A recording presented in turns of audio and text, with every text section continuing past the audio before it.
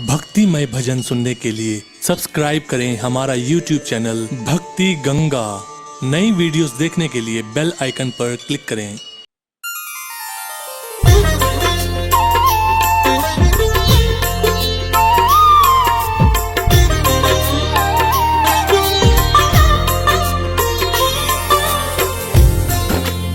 भक्तजनों, कार्तिक माह के शुक्ल पक्ष की 13 को मनाए जाने वाले इस पवित्र पावन धनतेरस त्योहार की आप सभी को ढेरों बधाइयां। पूरे भारतवर्ष में यह त्योहार अत्यंत धूमधाम और हर्षोल्लास के साथ मनाया जाता है। इस दिन लोग नए नए वस्त्र धारण करते हैं। भक्तों, घर द्वारों पर वंदनवार लगाए जाते हैं, परंतु सबसे प्रमुख बात होती है महंगी धातुओं का क्रय करना, अर्थात सोना चांदी इत्यादि को खरीदना। इस दिन महंगी धातुएं खरीदना अत्यंत शुभकारी माना गया है। परंतु यह प्रथा क्यों कर प्रचलित हुई? इस दिन महालक्ष्मी और श्री कुबेर जी का क्यों पूजन किया जाता है? आइए इस संगीतमय गाथा के माध्यम से आपको सुनाता हूँ।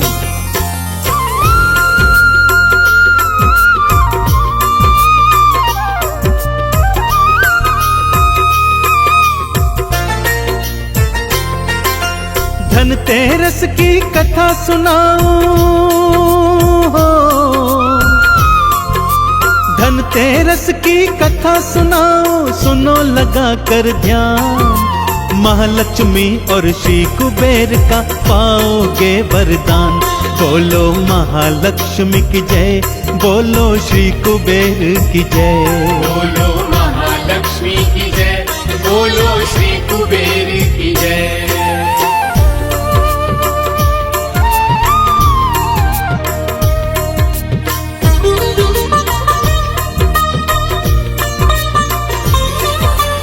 धनतेरस के पावन त्योहार की कथा कुछ इस प्रकार से है। भक्तों, एक बार श्री हरि भगवान विष्णु जी के मन में आया कि क्यों ना मृत्यु लोक की सैर की जाए। यूं ही चलने लगे, माता लक्ष्मी हट पर अड़ गईं कि वो भी उनके साथ आएंगी। श्री हरि विष्णु ने लाख समझाया, परंतु माता न मानी। इसलिए वो माता को लेकर मृत्यु लोक में आ गए। घूमते घूमते हरे भरे खेतों के पास आ गए थे कि तभी श्री हरि भगवान ने कहा, हे प्रिय, तुम्हें दक्षिण दिशा वर्जित है। मैं दक्षिण दिशा को जा रहा हूँ, तुम मेरे पीछे पीछे कदापि मत आना और यहीं पर मेरी प्रतीक्षा करना।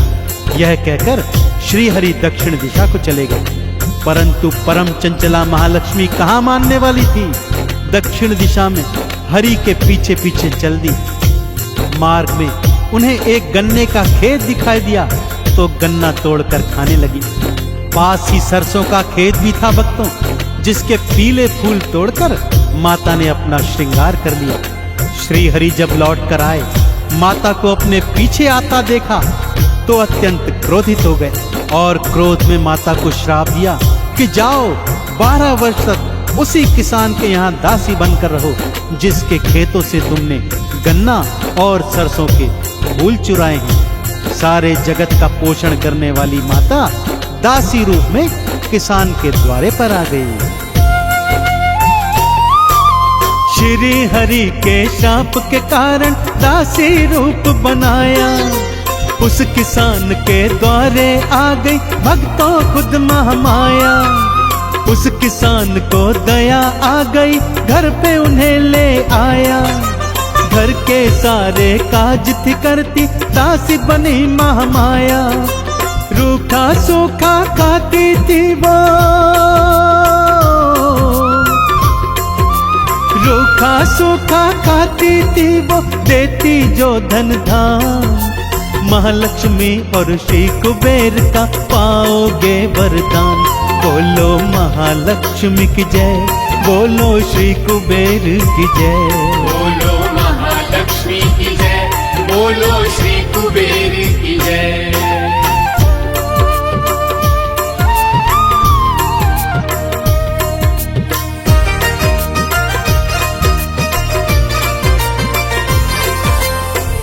समय का चक्र चलता रहा भक्तों।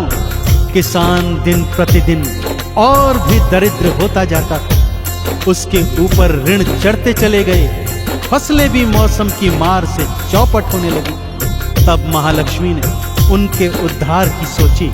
उन्होंने स्वयं की एक माटी की मूर्त बनाई और किसान की पत्नी को उस मूर्ति की विधिवत पूजन अर्चन करने को कहा।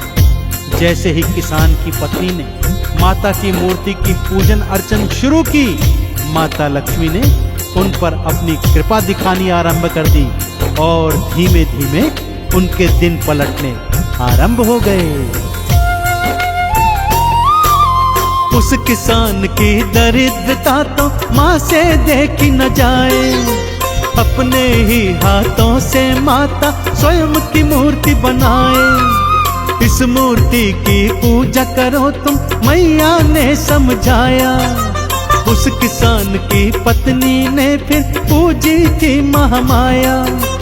दिन थे लगे पलटने भक्तों, दिन थे लगे पलटने भक्तों, आने लगा धन धाम। महालक्ष्मी और श्री कुबेर का पाओगे वरदान। बोलो महालक्ष्मी की जय, बोलो श्री कुबेर की जय। बोलो महालक्ष्मी की जय, बोलो श्री कुबेर की जय।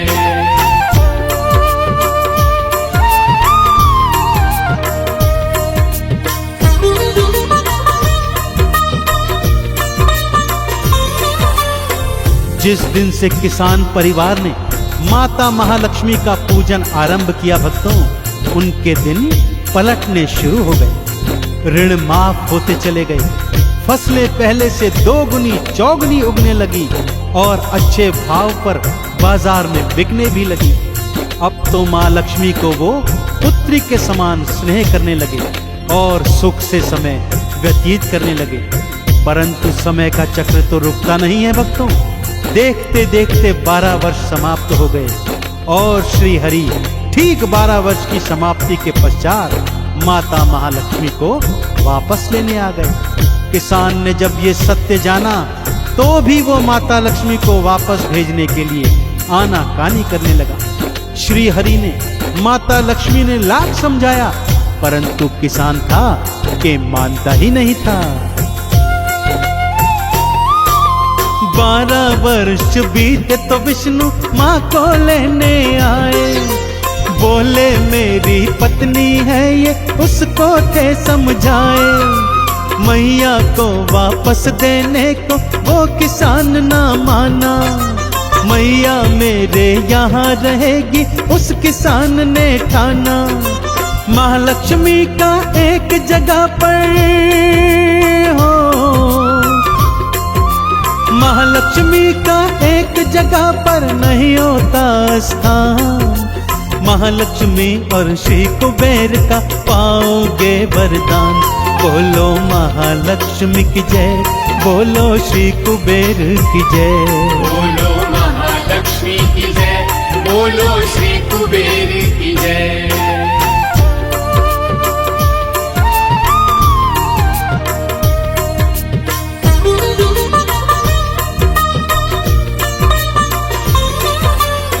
किसान रोने लगा, गिड़गिड़ाने लगा। तब माता महालक्ष्मी ने उसे अपनी कृपा पाने का एक सरल उपाय बताया। बोली, कार्तिक तेरस को मेरी और धन कुबेर जी की चौकी सजाना, उस पर साफ सुथरा लाल वस्त्र बिछाना, मेरा और श्री कुबेर जी का सोने से बना हुआ यंत्र उस पर स्थापित करना। एक ताम्र कलश लेना, उसमें सोने चांदी के सिक्के भर लेना।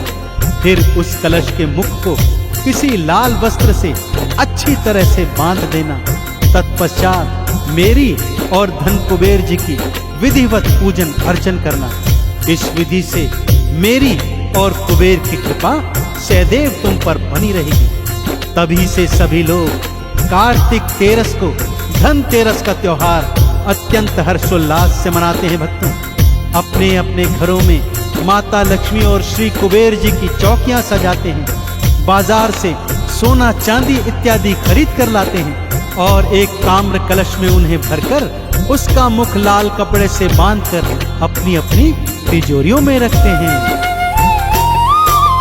माँ लक्ष्मी और धन कुबेर की चौकी खूब सजाना, इन दोनों के यंत्रों को फिर चंदन तिलक लगाना। ताम्र कलश में सोना चांदी सिक्के तुम भर लेना, लाल वस्त्र से उस कलश के मुख को बंद कर देना। लक्ष्मी और कुबेर भरेंगे हो, लक्ष्मी और कुबेर भरेंगे भक्तों सब धन धाम। महालक्ष्मी और श्री कुबेर का पाओगे वरदान। बोलो महालक्ष्मी की जय, बोलो श्री कुबेर की जय। बोलो महालक्ष्मी की जय, बोलो श्री कुबेर की जय।